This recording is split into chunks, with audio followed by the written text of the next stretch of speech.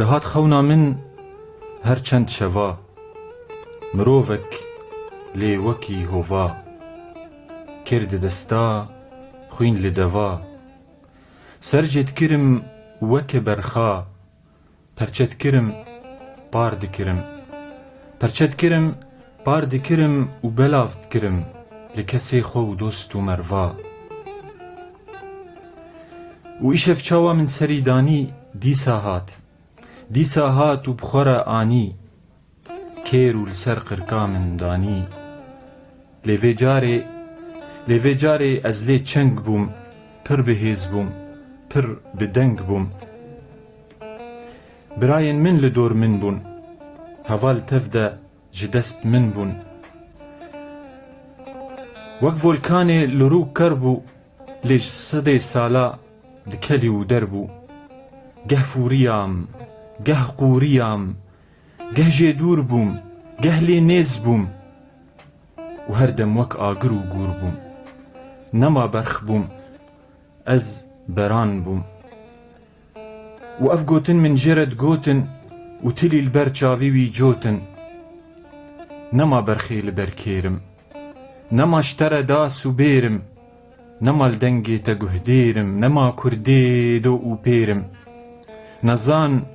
nezan û şaş û dîn û gêjim ko li cenga te xwînê birêjim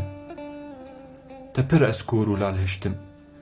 te pir eskor û lal hiştim bi saxî çend carî kuştim tim tu li jor li jêr hiştim bese îdî tu li pêşî ez jî piştim tu li ser piyê min bû barek sedê salan de ne salek lê nema bi xêra te me carek vakur tevdestê min digirin pevre dijîn pevre dimirin bûne yek dest wekî şêrin wekî lehî wekî pêlin li hember min nema karî dibin lingan te dihêrim tevê carê li min guhdar kî ev hezar salî guhdêrim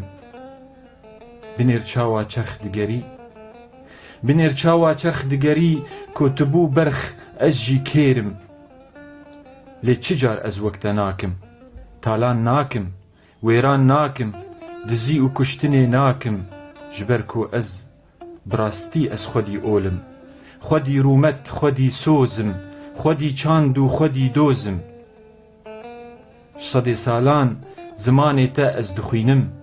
bi hezaran daxwazê te ez pêktînim û ne bi dest xwe dibin alaya te radiwestim û ji ber vê jî seydayê me cegerxwîn bû û em jî tev de dil bixwînin lê ji îro pêve zimanê xwe zê bixwînim daxwazên xwe zê pêk bînim alaya xwe bilind dînim wez mizgîniyê didim seydan cegerxwîn bû ji ber kurdan digomayek nabî beran seydayê min bi vê yekîtiya kurdan berxê kêrê bûye beran